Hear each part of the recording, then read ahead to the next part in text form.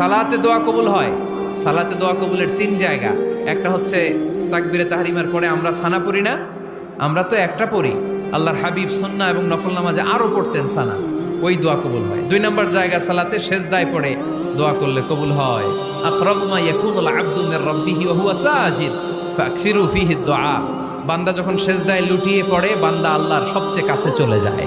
কিন্তু বিশ্বনবী বলে, সেজদাটা তোমার রবের কুদরতি পায়ের উপরে পড়েছে। সেজদায় পড়ে দোয়া করেন। সালাম ফিরানোর আগে বিশ্বনবী দোয়া করতেন, লা ইউসাল্লিমান্না আহাদুকুম হাত্তা ইয়াতাআওয়াযা মিন আরবা'a। আল্লাহর হাবিব বললেন, চার জিনিস থেকে পানাহ না আছে আমার কোন উম্মত যেন সালাম না ফিরায়। তারা যেন পড়ে, আল্লাহুম্মা ইন্নী আউযু বিকা মিন আযাবিল কবর, আউযু বিকা মিন আযাবি জাহান্নাম, আউযু বিকা মিন ফিতনাতিল মাহইয়া ওয়াল মামাত, আউযু বিকা মিন ফিতনাতিল মাসিহিদ দাজ্জাল।